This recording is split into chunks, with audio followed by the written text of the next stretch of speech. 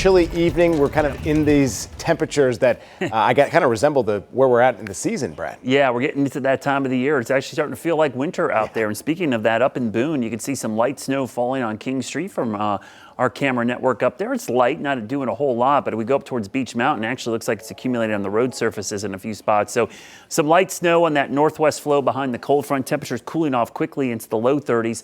We're stuck in the 40s. What's happening is the cold front has pushed through and we're getting just a little bit of northwest flow. This morning we had south and east flow that produced the ice. Now we're getting the snow on the northwest facing slope. So you're going to see a little bit of snow overnight as skies clear out for most of us. Cold night tonight. Any puddles or any wet spots could refreeze on those driveways or sidewalks. So watch out for that tomorrow morning, but the roads will be okay. We have plenty of time to dry those out, but standing water is always an issue closer to the home. Temperatures tomorrow warming up close to 50. We will see some brilliant sunshine return. Now, going into Thursday night and Friday, we have a fast-moving system approaching from the west. At the same time, cold air is going to wedge itself up against the mountains. It's a somewhat similar setup to this morning. The only difference is a little bit colder and less moisture. So with the colder air, there's a better chance of snow this go around as opposed to ice, but it would be a rain-snow mix along Interstate 40, mainly rain south. But again, any shift north or south is something we'll have to watch carefully. Right now, all the areas kind of shaded in gray.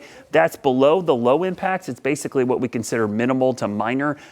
Basically, where is it going to fall? We're going to see some light, wet snowflakes fall, not causing any travel issues because it'll be melting on contact. So we're not expecting roads to be icy. But just a heads up, as we get closer to Friday, we might have to be impact alert for Friday morning into the afternoon for that potential for a little bit of light snow. The mountains have the best chance. Now, the setup for Friday, typically if you have all cold air, it's snow. What's going to happen on Friday, very narrow area of warm air near the surface. Not enough to melt the snowflakes on the way down, so they'll be wet and melting as they're falling, but they'll fall all the way to the ground. So we sometimes jokingly call that white rain.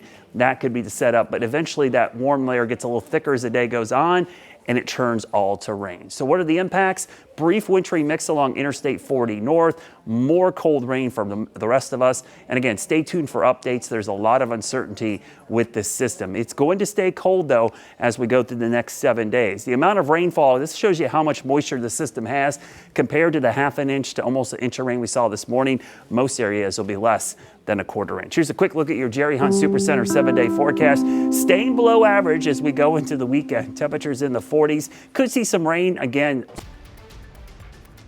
but temperatures remain in the 40s into next week. We'll be right back.